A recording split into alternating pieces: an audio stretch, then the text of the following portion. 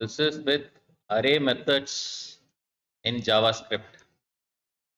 A demo on all the array methods. We have already seen how to declare arrays, how to use an array. So what are the array methods? This demonstration is on array methods. So let me declare an array here. So we have an array, say let's have some values inside the array.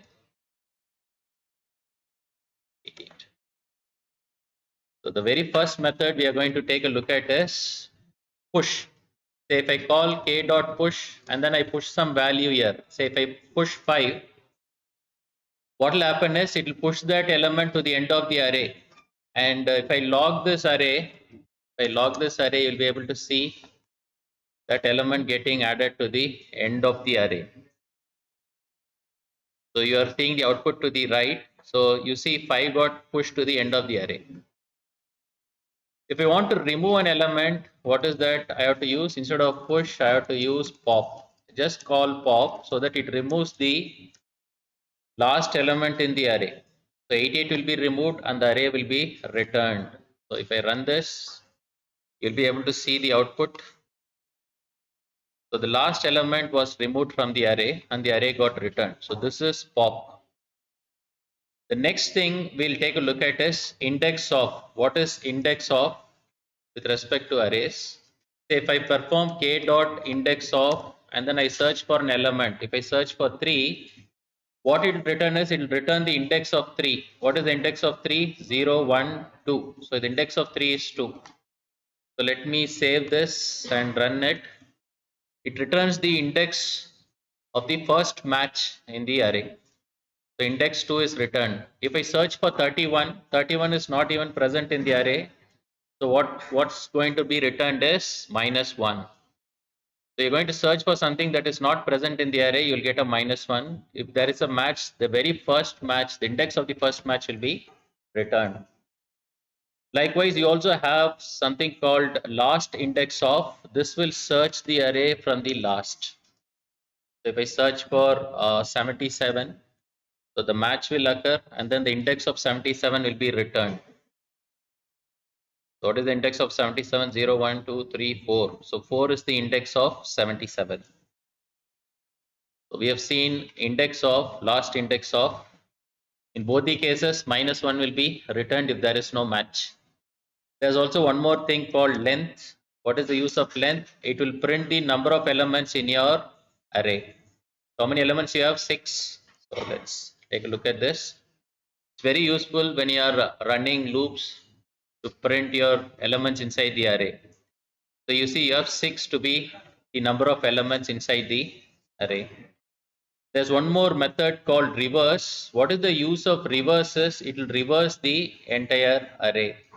Say let me first reverse it.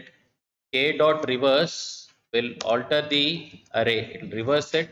And then when I log k, you'll be able to see the array getting reversed.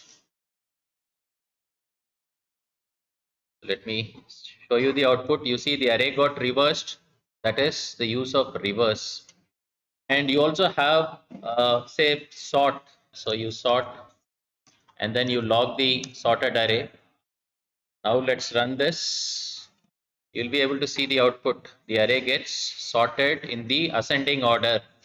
If you want this to be in the descending order, what I should do? I should perform a sort and then I call k dot reverse. And now I log this so that I get the array sorted in the descending order. So now let's take a look at this. Now the array gets sorted in the descending order. So that's the use of sort. Next array method we'll see is slice. What is the use of slice?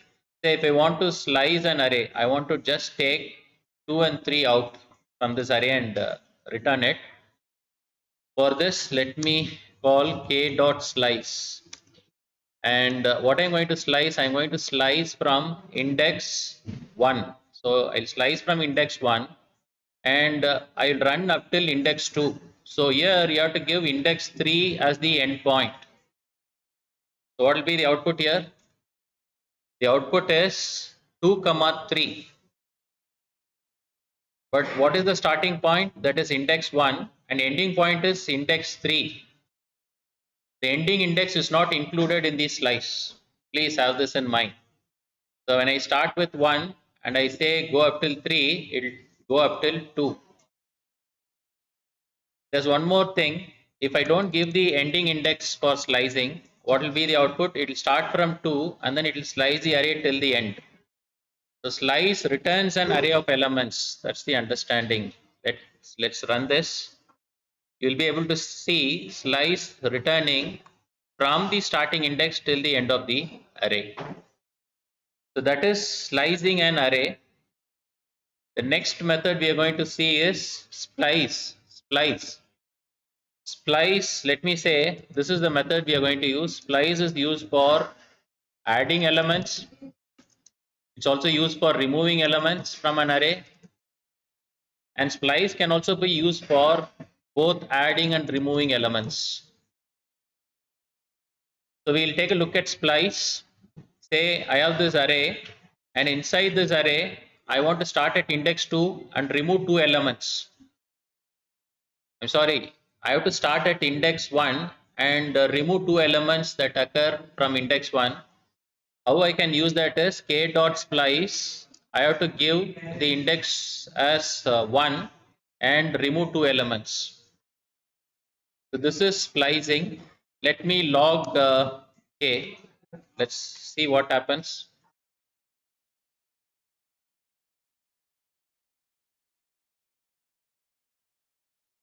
So you're able to see the output here. 2 and 3 got removed. We have the remaining elements in the array. So what splice does here? At index 1 it starts, removes 2 elements from the array. So what is this first thing? That is the index where you want to start. What is this number of elements you want to remove from that index? First is the index, next is the number of elements. So you see here 2 and 3 got removed. 2 elements got removed from index 1. So splice can be used for removing elements. Splice can also be used for adding elements. How to use splice for adding elements? Say in index 1 I want to add 2 new elements. Let me say I want to add A and B. 2 elements I want to add. Where I want to add? In index 1. Am I removing any elements? No, so I give 0. Now if I log this to the output, what will be the output? It will be 1 and then AB and then 2, 3, 66, 77 and 88. So let me run this and show you how you can use splice for adding new elements.